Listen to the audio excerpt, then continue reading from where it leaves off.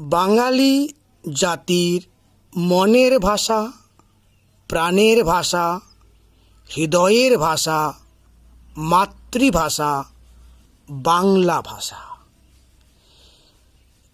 এই বাংলা ভাষার উদ্ভব কবে, কোথা থেকে, কিভাবে হয়েছে, এটা জেনে নেওয়া বোধহয় বাঙালি মাত্রের একটি গুরুত্বপূর্ণ ভাবনা।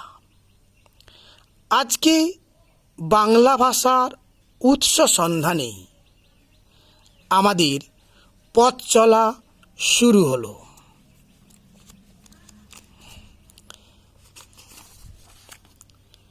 ভাষা নদীর মতো প্রবাহমুখী। নদীর যেমন একটি উৎস রয়েছে, ঠিক তেমনি ভাষারও অবশ্যই উৎস ভূমি রয়েছে। প্রবাহমুখী বিচিত্রগামী এই বাংলা ভাষা একেবারে ভুঁইফোড় নয়। এই ভাষার জন্মবৃত্তান্ত রয়েছে, রয়েছে তার বিকাশের ইতিকথা। এখন আমরা তার জন্মবৃত্তান্তের ভাবনায় পথ চলা শুরু করব। এই পথ চলা শুরু করতে গিয়ে প্রথমেই একটু জেনে নেব পৃথিবীর যে ভাষাগুলো প্রচলিত রয়েছে সেই ভাষাগুলোকে তুলনামূলক ভাষাবিজ্ঞানের পদ্ধতিতে দুটো ভাগে ভাগ করা হয়। একটি ভাগের নাম শ্রেণীবদ্ধ ভাষা, আর একটি ভাগের নাম অশ্রেণীবদ্ধ ভাষা।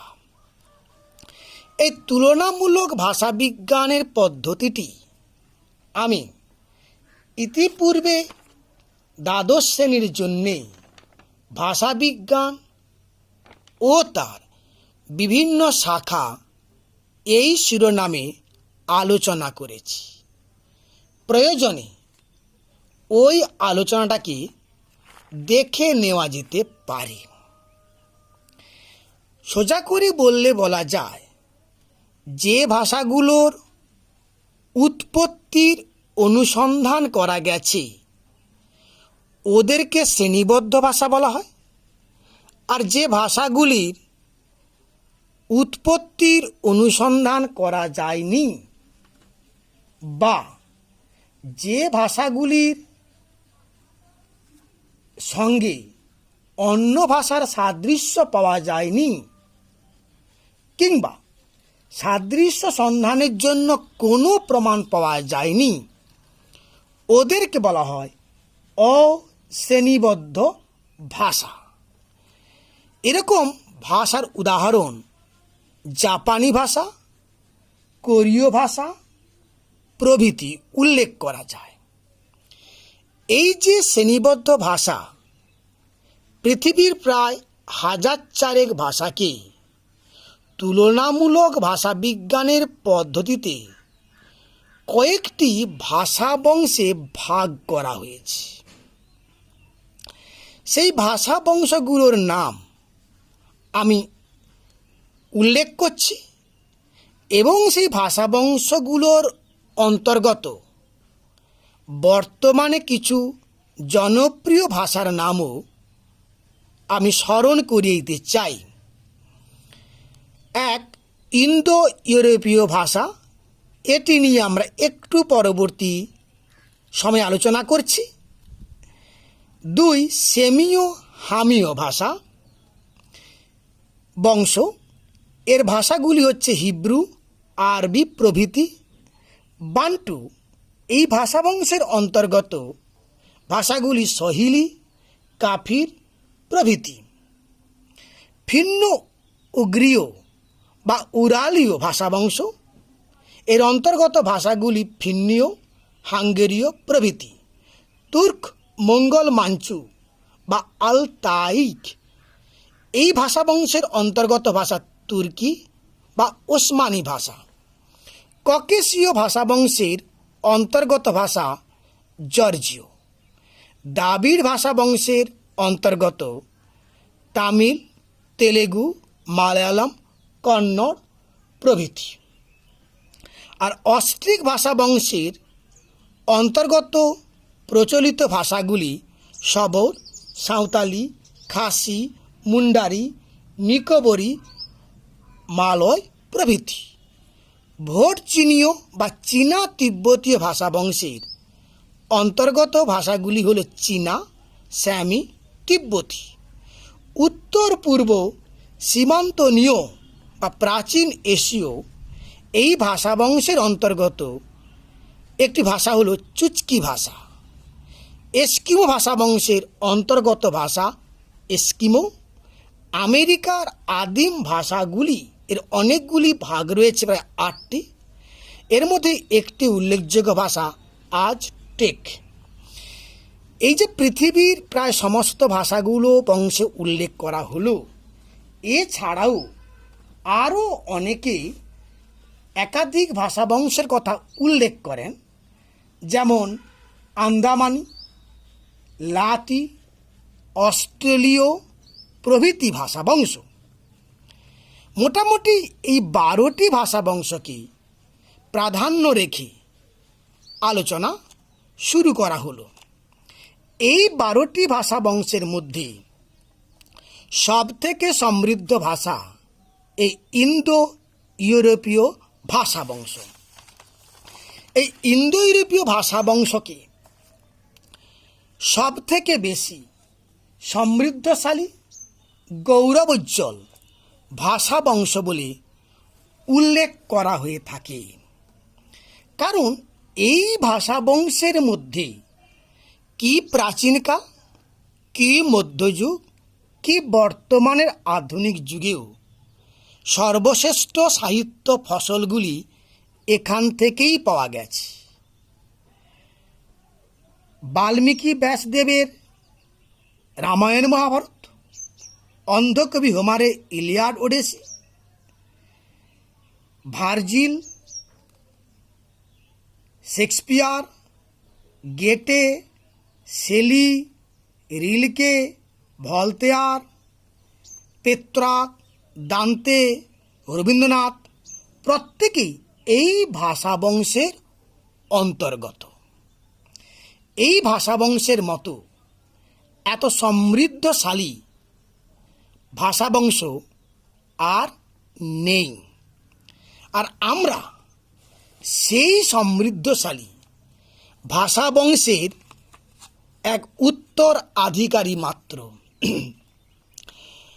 আর এই ভাষাবংশগুলো কি আবার 10টা ভাগে ভাগ করা হয়। ভাগ করার প্রসঙ্গে একটু কথা বলে নেই।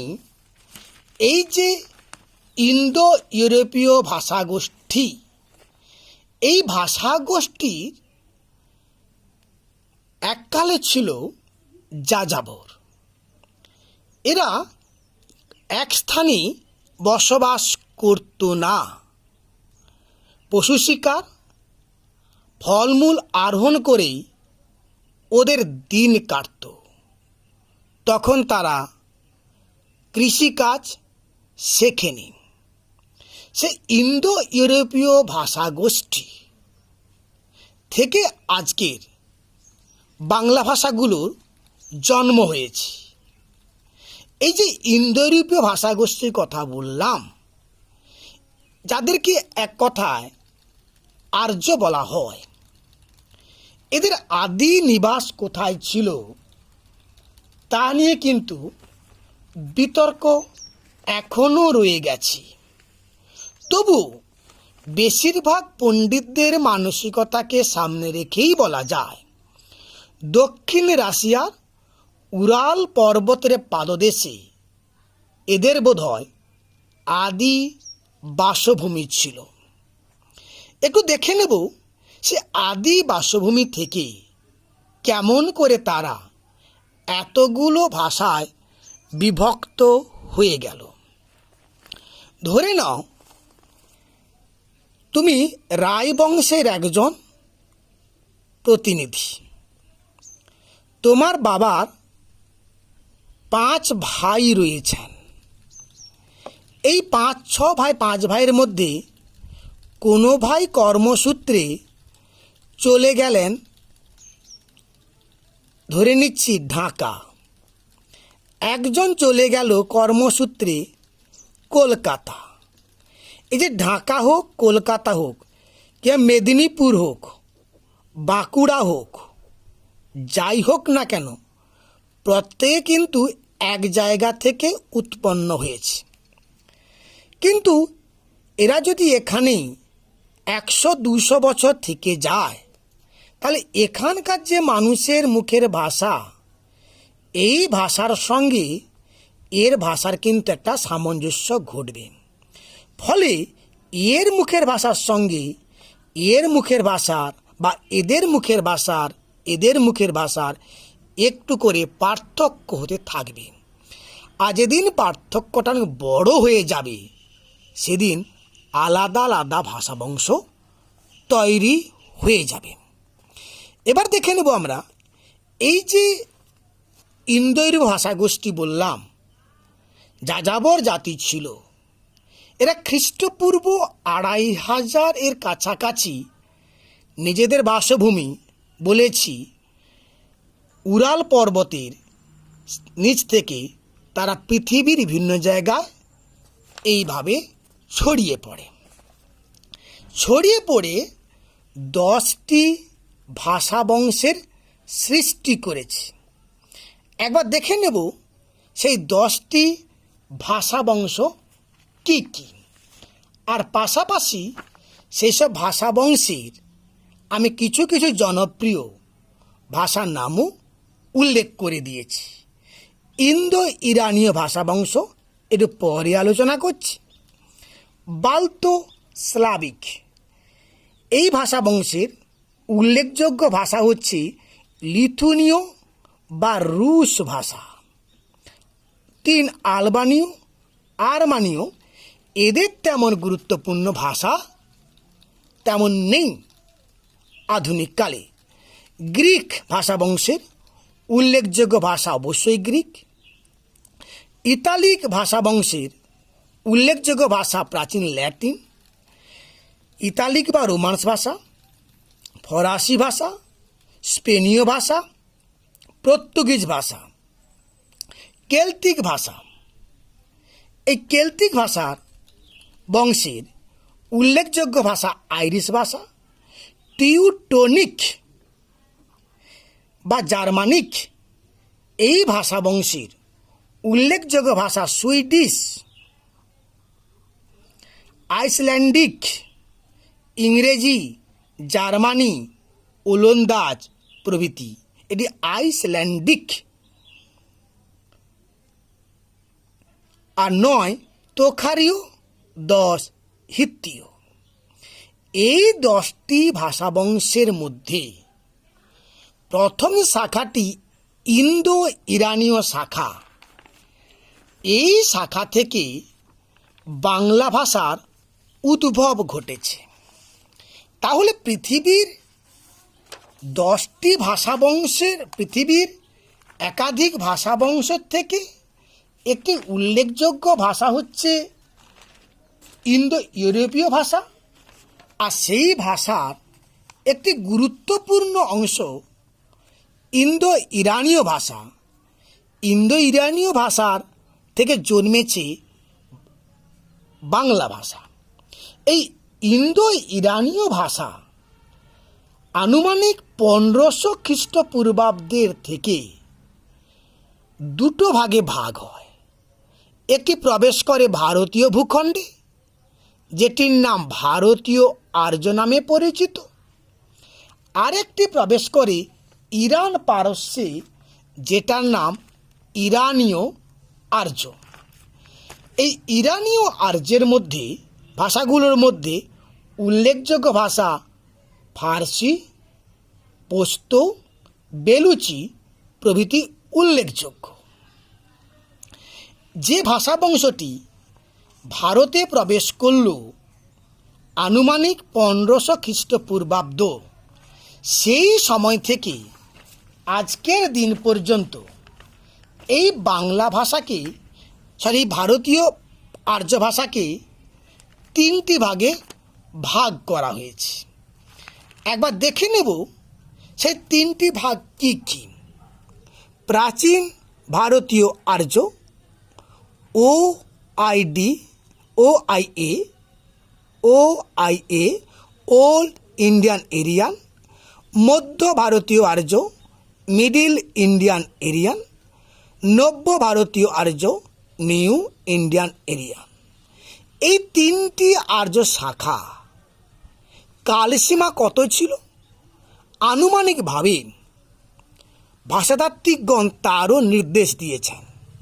প্রাচীন ভারতীয় আর্য আনুমানিক 1500 খ্রিস্টপূর্বাব্দ থেকে 600 খ্রিস্টপূর্ব, মানে প্রায় 900 বছর। মধ্য ভারতীয় আর্য 600 খ্রিস্টপূর্ব থেকে 900 খ্রিস্টাব্দ, মানে প্রায় 1500 বছর। আর নব্য ভারতীয় আর্য এই 900 খ্রিস্টাব্দ থেকে আজকের দিন পর্যন্ত। আর এদের নিদর্শন কি? প্রাচীন ভারতীয় আর্যের নিদর্শন ঋগ্বেদের সংহিতা, বেদগুলো মূলত। আর মধ্য ভারতীয় আর্যের একাধিক উদাহরণ রয়েছে।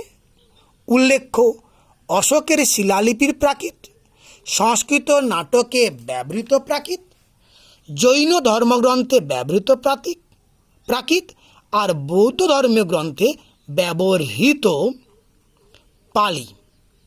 আর নব্য ভারতীয় আর্য ভাষার উদাহরণ বাংলা, হিন্দি, মারাঠি, পাঞ্জাবি প্রভৃতি ভাষায় রচিত একাধিক সাহিত্য। এবার আমরা দেখে নেব এই প্রাচীন ভারতীয় আর্য ভাষা থেকে নব্য ভারতীয় আর্য ভাষা কী করে জন্ম লাভ করলো। যেহেতু বাংলা বলছি, তার মানে প্রাচীন আর্য ভারতীয় ভাষা বিবর্তনের মধ্য থেকে নব্য ভারতীয় আর্য ভাষা, আর সেখানে বাংলা ভাষার জন্ম হয়েছে। চলে আসছে আমরা সেই আলোচনায়। প্রথমে চলে আসব প্রাচীন ভারতীয় আর্য ভাষা। সময়সীমা আগেই বলেছি, 1500 খ্রিস্টপূর্বাব্দ থেকে 600 খ্রিস্টপূর্বাব্দ। এই সময়ে যে ভাষাগুলি প্রচলিত ছিল তাকে দুটো ভাগে ভাগ করা যায়। একটিকে নাম সাহিত্যিক ভাষা, আর একটি কথ্য ভাষা।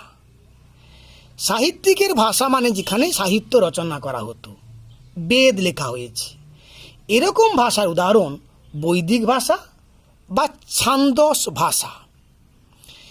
এই যে ছান্দস ভাষা বা বৈদিক ভাষা, যাকে সাহিত্যিক ভাষা বলা হচ্ছে, ওর সঙ্গে কথ্য ভাষার পরবর্তীকালে অনেক পার্থক্য হয়ে যায়।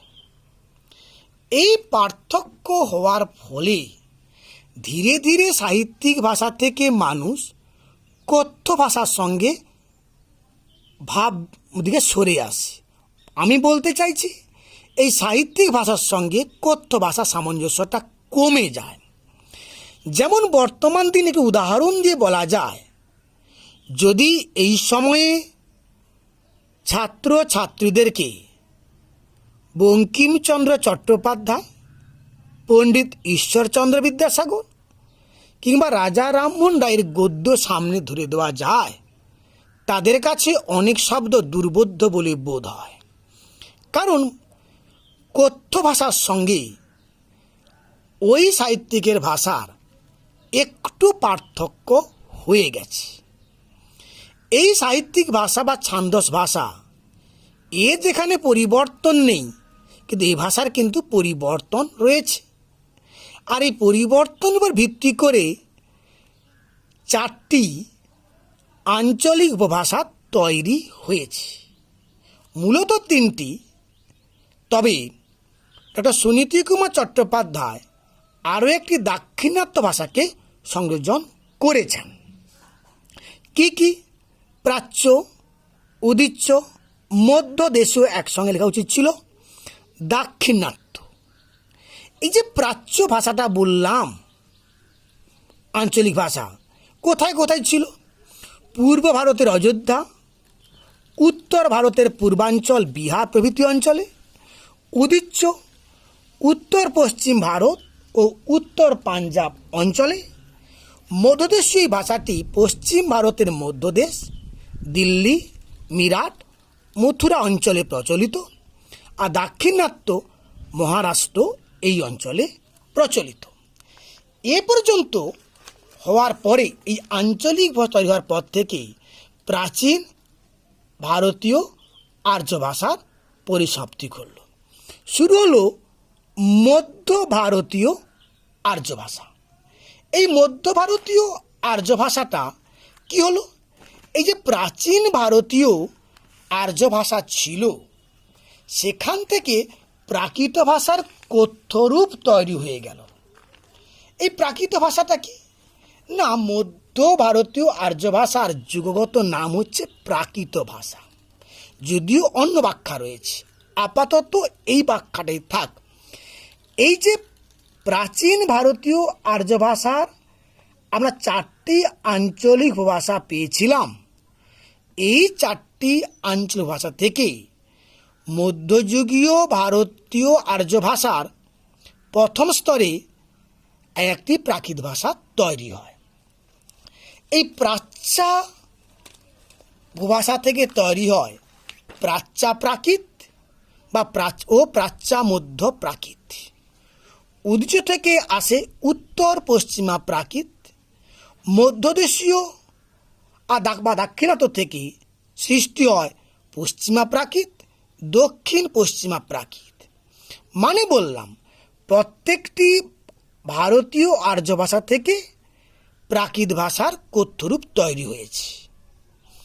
এই যে কথ্যরূপ তৈরি হয়ে গেল, তৈরি হয়ে যাওয়ার পরে এই কথ্যরূপকে ভিত্তি করে আবার সাহিত্যিক ভাষার সৃষ্টি হবে।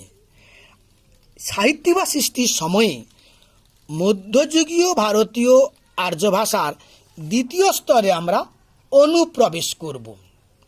সেই যে পেয়েছিলাম প্রাকৃত ভাষা, সেখান থেকে কি কি সাহিত্যিক ভাষা তৈরি হলো একবার দেখে নিই। একে বলছি মৌখিক প্রাকৃত, আর একে বলছি সাহিত্যিক প্রাকৃত। মানে কোন প্রাকৃত থেকে কোন সাহিত্যিক প্রাকৃতের সৃষ্টি হলো। প্রাচ্য প্রাকৃত থেকে তৈরি হয়েছে মাগধী প্রাকৃত, প্রাচ্য মধ্যা থেকে তৈরি হয়েছে অর্ধমাগধী প্রাকৃত, উত্তর পশ্চিমা প্রাকৃত থেকে এসছে পৈশাচী প্রাকৃত, পশ্চিমা প্রাকৃত থেকে এসছে সৌরসেনী প্রাকৃত, আর দক্ষিণ পশ্চিম প্রাকৃত থেকে এসছে মহারাষ্ট্রী প্রাকৃত। তাহলে কি পাওয়া গেল? মৌখিক ভাষাটা আবার হয়ে গেল সাহিত্যিক ভাষা। এই সাহিত্যিক ভাষাগুলি তৃতীয় স্তরে কি হলো? এগুলো আবার কথ্য ভাষার রূপ নিল। প্রথম রূপটা কি? অপভ্রংশ। অপভ্রংশ বলতে কি বোঝানো হয়েছে? যদিও পাণিনি জানিয়েছেন সংস্কৃত ভাষা থেকে এই ভাষাটা ভ্রষ্ট হয়েছিল বলে তাকে তিনি বলেছিলেন অপভ্রংশ। বিশুদ্ধ সংস্কৃত থেকে ভ্রষ্ট হয়ে লোকভাষা হয়েছিল বলে অপভ্রংশ বলা হয়েছে। ব্যাখ্যা আরও রয়েছে, অন্যত্র আলোচনা। আর অপভ্রংশের একেবারে শেষ পরে যায় অবহট্ঠ।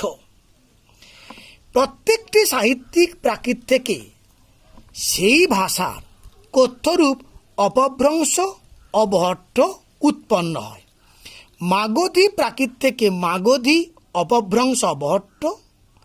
অর্ধমাগধী থেকে অর্ধমাগধী, অপভ্রংশ, অবহট্ঠ। পৈশাচী প্রাকৃত থেকে পৈশাচী, অপভ্রংশ, অবহট্ঠ। সৌরসেনী প্রাকৃত থেকে সৌরসেনী, অপভ্রংশ, অবহট্ঠ। আর মহারাষ্ট্রী প্রাকৃত থেকে মহারাষ্ট্রী, অপভ্রংশ, অবহট্ঠ। এর কথ্যরূপ তৈরি হওয়ার সঙ্গে সঙ্গে মধ্য ভারতীয় আর্য ভাষার পরিসমাপ্তি ঘটল। চলে আসব নব্য ভারতীয় আর্য ভাষা। এখানে কি পাব? এই যে প্রাকৃতির কথ্যরূপ পেয়েছিলাম আগে আমরা, সেখান থেকে নব্য ভারতীয় আর্য ভাষা জন্ম হয়। এই মাগধী অপভ্রংশ অবট থেকে জন্মায় বাংলা ভাষা, যেটা আমাদের আলোচ্য বস্তু। আরও জন্মেছে অসমিয়া, উড়িয়া প্রভৃতি ভাষা।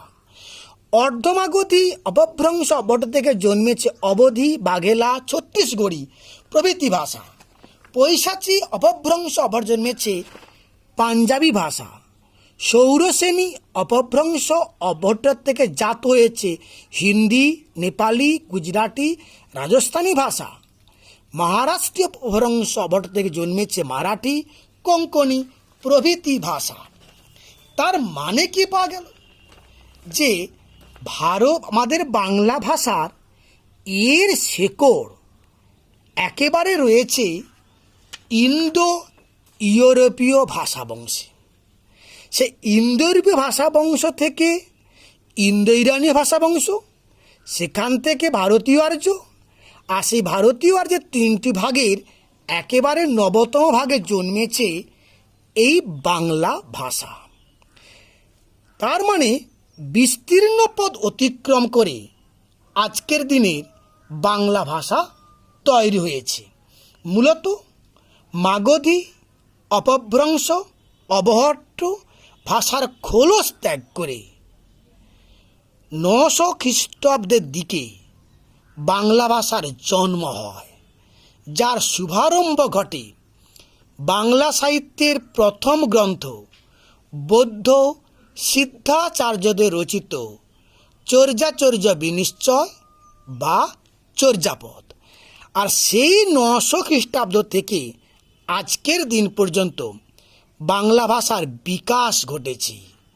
প্রাচীন যুগ, মধ্যযুগ, আধুনিক যুগ, বিকাশের ইতিহাস নিয়ে পরবর্তীকালে আলোচনা করা হবে। আশা করছি বাংলা ভাষার উদ্ভবের কাহিনী আমি মোটামুটি বোঝাতে পারলাম।